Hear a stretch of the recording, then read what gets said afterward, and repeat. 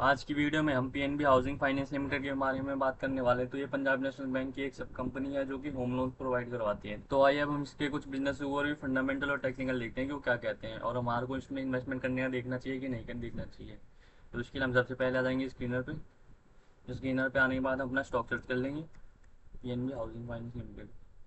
तो ये आपको कुछ ऐसा सा इंटरफेस शो होगा। अगर आपको ऐसा सा इंटरफेस शो नहीं हो रहा तो यहाँ पे एडिट रेशियो में जाकर 1 बाय 1 इन सबको ऐड कर सकते हैं।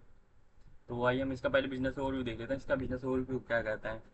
तो ये कंपनी होम लोन प्रोवाइड करवाती है कॉर्पोरेट सेक्टर को भी और रिटेल सेक्टर को। इसमें कि इसका 97% बिजनेस इसके रिटेल सेक्टर से आता है और 3% इसके कॉर्पोरेट लोन से आता है।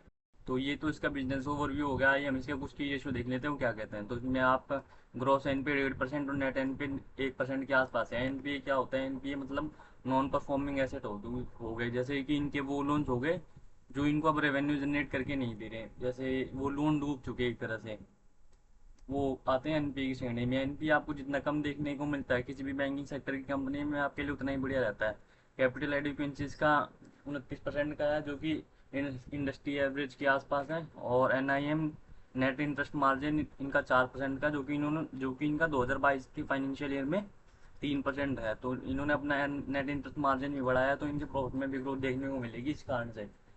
अगर आपको किसी भी फाइनेंस सेक्टर की कंपनी में एनआईएम जितना ज़्यादा देखने को मिल रहा है और एनपी जितना कम देखने को मिल रहा है और कैपिटल एडिक्वेंसी भी जितना कम देखने को मिल रहा है, आपके लिए उतना बढ़िया होता है। कैपिटल एडिक्वेंसी क्या होता है? कैपिटल एडिक्वेंसी उसको बोलते हैं, जैसे इनका वो लोन हो गया जो कि हाई रिस्क पे है, जिनको रेगुलर मॉनिटरिंग की आवश्यकता है, उसे कैपिटल एडिक्वेंसी की इसमें आता है श्रेणी में। तो ये तो हो गए इनके कुछ की रेशियो है। मैं इसके फंडामेंटल और भी देख लेता हूँ कि वो क्या कहते हैं।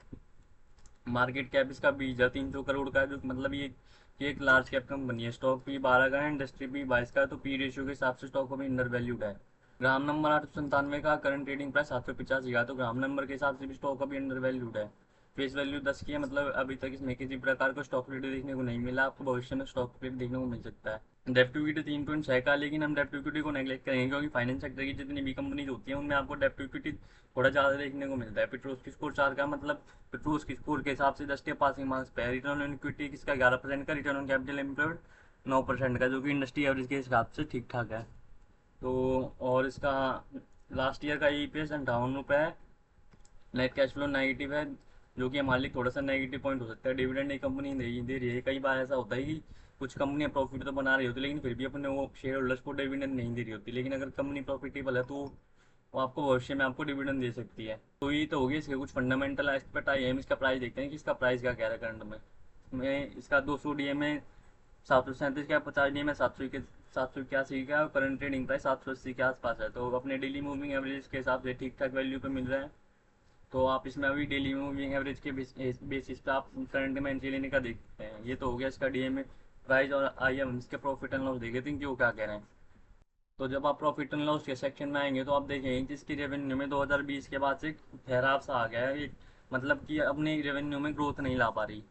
तो जैसे आप इसका प्रीवियस डाटा देखेंगे 2016 में 3,000 करोड़ की, फिर 4,000 करोड़ की, फिर 5400 करोड़ की, फिर 7400 करोड़ की, फिर 8,500 करोड़ की सेल करी। लेकिन उसके बाद इनके गिरावट पे आके गिरावट हुई इनकी रेवेन्यू में, और ये 7,500 करोड़, फिर 6100 करोड़, फिर 6400 करोड़, फिर 7,000 करोड़, फिर 6100 करोड़, 7100 करोड़।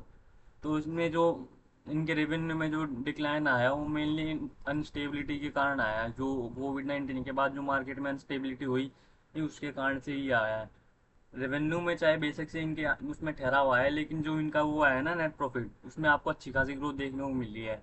जैसे कि आप देखेंगे कि 2016 में 326 करोड़, फिर 524 करोड़, फिर 842 करोड़, फिर 1,000 करोड़, फिर डिक्लाइन आया जब कोविड-19 के टाइम पे 682 करोड़, फिर उसके बाद ग्रोथ हुई इनमें 925 करोड़, फिर 800 करोड़, फिर 1,000 करोड़, फिर 1,500 करोड़, फिर 1,600 करोड़।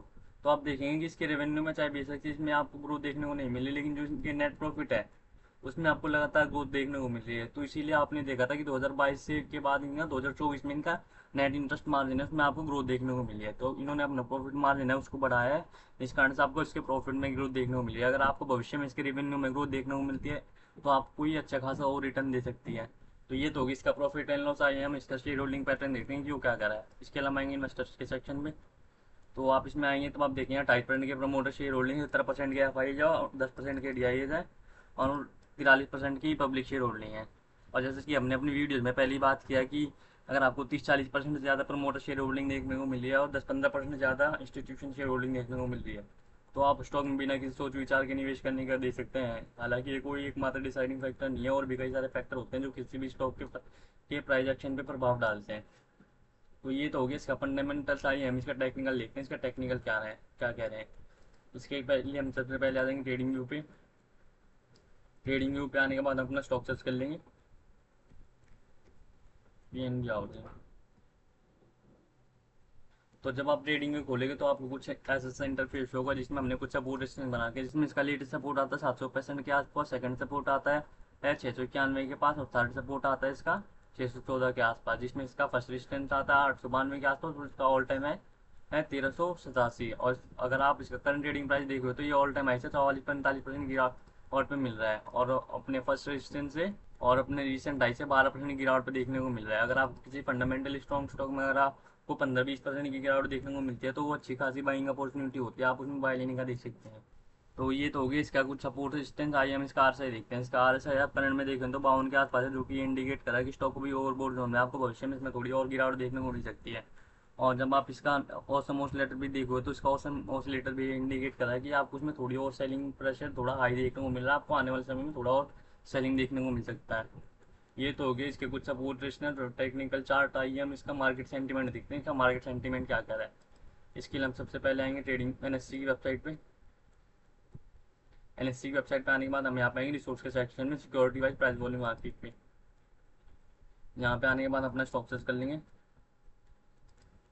और एक मंथ का डाटा खोल लेंगे।